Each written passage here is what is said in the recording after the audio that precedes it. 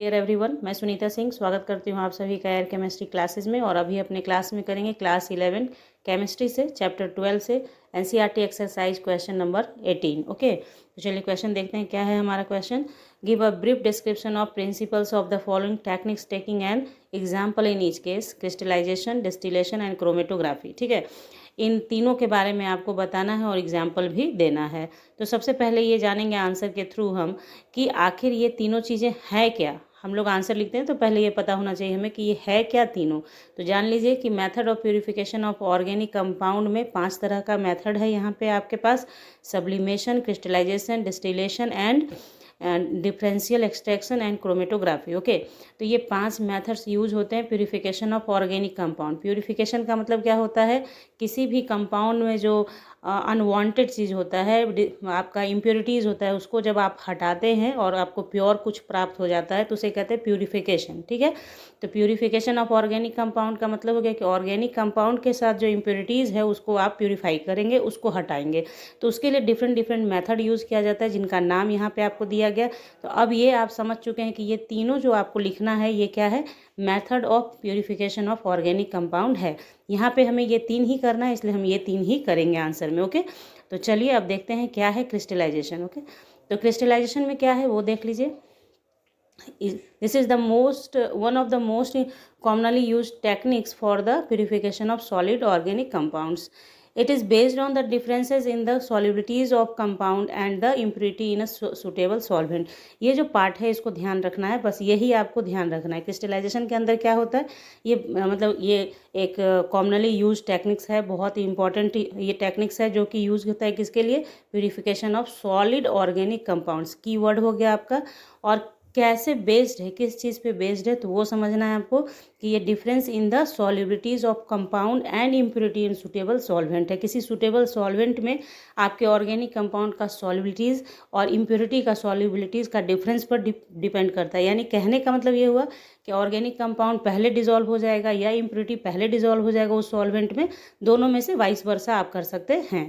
ठीक है, the soluble impurities pass into the solution while the insoluble ones left behind.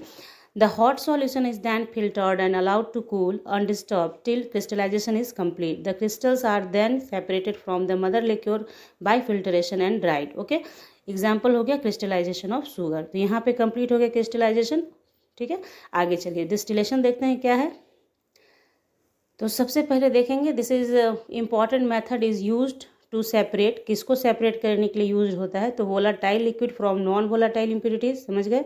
The liquids having sufficient difference in their boiling points, liquids having different boiling points vaporize at different temperatures. The vapors are cooled and the liquids so formed are collected separately. देखिए, इसका mainly use कब कर किया जाता है? जब आपका liquid volatile हो और नॉन वोलाटाइल इम्प्योरिटीज हो उसके साथ, या फिर दोनों लिक्विड हो और उसका सफिशिएंट गैप हो बॉइलिंग पॉइंट के अंदर, ताकि कोई एक पहले बॉयल कर जाए जिसे हम लोग सेपरेट कर ले और दूसरा बाद में बॉयल करेगा। ठीक है, तो यही टेक्निक है डिस्टिलेशन। ठीक है, तो जैसे इसमें एग्जांपल है क्या? क्लोरोफॉर्म जिसका कि बॉइलिंग पॉइंट 334 K है, और एनिलीन जिसका बॉइलिंग पॉइंट 457 केल्विन है। इन दोनों को सेपरेट करने के लिए इस मेथड का इस्तेमाल किया जाता है, क्योंकि आप देख रहे हैं इन दोनों के बीच अच्छा खासा डिफरेंस है बॉइलिंग पॉइंट के अंदर। ओके, तो ये हो गया हमारा डिस्टिलेशन। नाउ क्रोमेटोग्राफी देख लेते हैं हम लोग का क्या है।